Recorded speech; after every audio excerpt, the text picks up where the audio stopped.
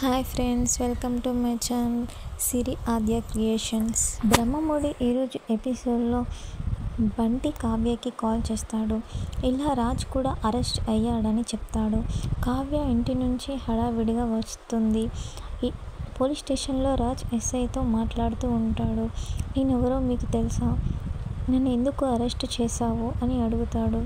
నేను నువ్వెవరో తెలుసుకోవాల్సిన అవసరం లేదు. ఇంతకుముందు కళ్యాణ్ కూడా అలాగే అన్నాడు. మీరెవరో మీకు తెలీదా అనేసి అంటాడు ఎస్ఐ. నేను ఇప్పుడే కమిషనర్ గారికి కాల్ చేస్తాను అని అంటాడు రాజ్. నువ్వు కమిషనర్ గారికి కాల్ చేస్తావు అనడంతోనే కానిస్టేబుల్స్కి చెప్తాడు ఆ మొబైల్ తీసుకోమనేసి. తను అంటాడు, ఒక్కసారి నేను కమిషనర్ కాల్ చేసి నేను ఇప్పుడు చెప్పిస్తాను అనేసి చెప్తాడు రాజ్. ఇలా మీలాంటి వాళ్ళందరూ మీ ఇన్ఫ్లుయెన్స్ ఉపయోగించుకొని ఇలా బయటికి వెళ్తున్నారు. అది అస్సలు జరగనివ్వను. నేను మిమ్మల్ని ఎలాగైనా కోర్టుకు తీసుకువెళ్తాను అనేసి అంటాడు ఎస్ఐ. అందులో కావ్య అక్కడికి వస్తుంది.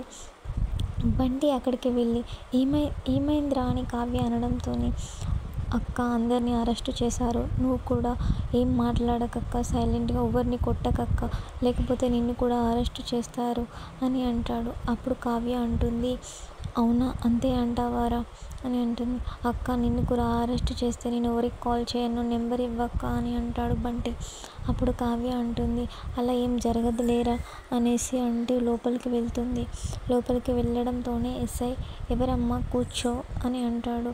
నమస్కారం అని చెప్తుంది.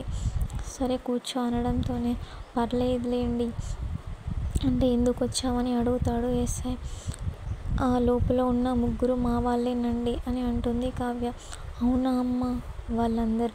ఆ అమ్మాయి ఏమో వీళ్ళ ముగ్గురిని కొట్టింది, ఆ కళ్యాణ్ ఏమో మా కానిస్టేబుల్ని కొట్టాడు, ఈ రాజేమో నన్ను కొట్టాడు. నువ్వెవరిని కొట్టడానికి వచ్చావమ్మా అనేసి అంటాడు ఎస్ఐ. అదేం లేదు ఎస్ఐ గారు, నేను వాళ్ళని విడిపించుకొని తీసుకెళ్దామని వచ్చాను అని అంటుంది. అలా విడిచే ప్రసక్తే లేదు అని అంటాడు ఎస్ఐ. మీకు జరిగిందేదో తెలుసుకోకుండా, నిజాలు తెలుసుకోకుండా ఇలా అరెస్ట్ చేయడం తప్పు కాదా ఎస్ఐ గారు అంటే, అవునా అమ్మ, ఇలా అరెస్ట్ అక్కడ కంప్లైంట్ ఇచ్చిన వాళ్ళు ఉన్నారు, వీళ్ళేం చేశారో అందరికీ తెలుసు, అలా నన్నంటావేంటమ్మా అంటే, లేదు ఎస్ఐ గారు, వాళ్ళ తప్పేమీ లేదు, మీరే అరెస్ట్ చేశారు అంటే, లేదమ్మా, నువ్వేం చేసినా వాళ్ళని మాత్రం నేను విడిచిపెట్టను అని చెప్తాడు ఎస్ఐ. కావ్య అంటుంది, వాళ్ళు చేసింది తప్పైతే మీరు చేసింది ఇంకెంత తప్పు. వాళ్ళు చేసింది తప్పైతే మీరు వాళ్ళ దగ్గర లంచం తీసుకొని వదిలిపెట్టట్లేదు వాళ్ళని, ఇంకా మీరు చేసింది ఇంకెంత పెద్ద తప్పు. మీరు వాళ్ళ దగ్గర ఇంతకుముందే ₹1,00,000 లంచం తీసుకున్నారు, అయినా కూడా వాళ్ళని విడిచిపెట్టట్లేదు అని అంటుంది కావ్య. నా లైఫ్లో కూడా నేను ఒక్క రూపాయి కూడా తీసుకోలేదు అని అంటూ కోపంగా లేస్తాడు. లేదు మీరు తీసుకున్నారు అంటే తను తీసుకోలేదు అని చెప్తాడు.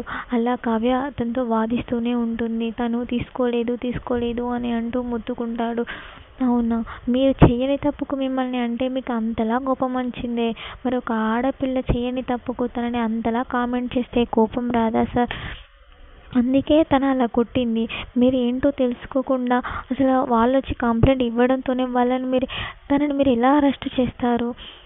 మీరు తన కోసం వచ్చిన అబ్బాయి తను ఏం తప్పు చేయదని వాళ్ళని కొట్టినందుకు తనని ఎలా అరెస్ట్ చేస్తారు? తమ్ముడి మీద ప్రేమతోని తను వచ్చి మీరు అలా అనడంతోనే తనని మీ పైన చేసుకున్నందుకు తనని ఎలా అరెస్ట్ చేస్తారు? అసలు వీటంతటికి కారణం ఎవరు అని అంటుంది కావ్య. అప్పుడు ఎస్ఐ, ఎవరమ్మా అని అంటాడు.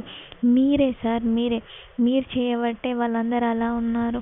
మీరు ఫస్టే ఆ అప్పు విషయంలో ఎలాంటి వారో తెలుసుకొని ఉండుంటే ఇంతవరకు వచ్చేది కాదు కదా సార్ అని అంటూ, నేను వచ్చేటప్పుడే శ్రీ మహిళా సంఘాల వాళ్ళకి చెప్పే వచ్చాను, నేను ఇప్పుడే తేల్చుకుంటాను అని అంటుంది కావ్య. అసలు నేను వీళ్ళు ఎలాంటి వాళ్ళో మీకు ఇప్పుడే నిరూపిస్తాను అని వాళ్ళ దగ్గరికి వెళ్తుంది కావ్య. వెళ్ళి, ఏంట్రా మీరు ఈ ఏరియాలో ఉండేవాళ్ళే కదా, మీకు అప్పు ఎలాంటిది తెలీదారా? అప్పు మిమ్మల్ని కామెంట్ చేసిందా, మీరు అప్పుని కామెంట్ చేశారా అంటే వాళ్ళు అంటారు, మేము ఏమనలేదక్క, అప్పునే మమ్మల్ని కొట్టిందక్క అని అంటారు. అవునారా, మీరు ఇలా ఎందుకు చెప్తారా? అరే బంటి, నువ్వు గొడవ జరిగేటప్పుడు రికార్డ్ చేసావు కదరా, ఒకసారి అది చూపించురా అని అంటుంది కావ్య బంటిని. అప్పుడు బంటి అనుకుంటాడు మనసులో, అదేంటి నన్ను ఇలా బుక్ చేశారు, నేనెప్పుడు రికార్డ్ చేశాను అని అనుకుంటాడు బంటి. అప్పుడు కావ్య బంటికి సైగ చేస్తుంది. సైగ చేయడంతోనే, అవునక్క, నేను హెచ్డీలో రికార్డ్ చేశానక్క, చూపించనారా అని అంటాడు బంటి. అప్పుడు అక్కడున్న ముగ్గురు కావ్య కాళ్ళపైన వచ్చి పడతారు.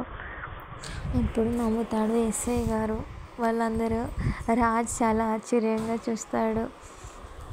రాజ్ కావ్య ఇంటికి వెళ్ళాక ఆషాఢం కాబట్టి కావ్య గోరింటాకు పెట్టుకోవాలని అనుకుంటుంది.